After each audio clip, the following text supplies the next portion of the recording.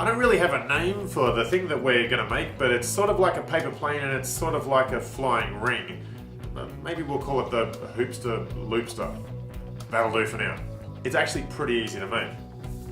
Just need one piece of paper, and the trickiest part I always think is the very first fold, because you're folding it from that corner to that corner.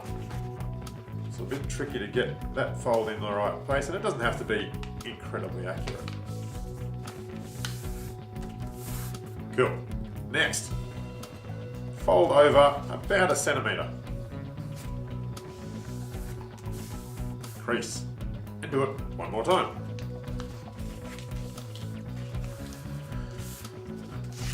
Now, you can see how this sort of looks like it might be a paper plane, I guess.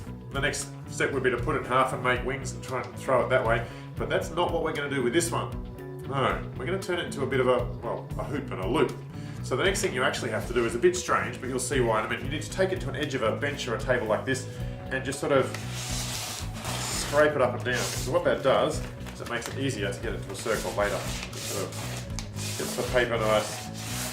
So you can see it's already getting a bit of a curl about it, which is perfect. Now we just loop it around and the two ends will slot together. You can either just put them in like that and they might stay by themselves, or if you want, add a little bit of sticky tape.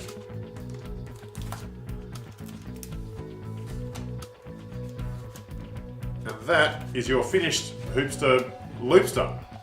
Now throwing them, well, it's kind of up to you how you throw it. I've experimented with a few different ways. I find it best to sort of hold it underneath, sort of in that bit, and kind of throw it that way. You're going to throw the heavy end or the folded end first. You can try giving them a spin and a twist, or just holding them on the outside. And there's loads of experiments that you can actually do with these. Turn them into an experiment if you like. You can make it a little bit differently. This one's a bit different. It's got more folds, so it's heavier at the front. You can make them out of different paper or card, smaller paper or card.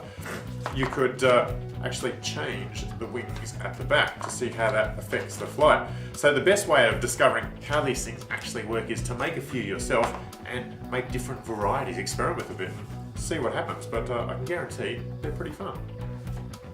Whoa! You should see what I see.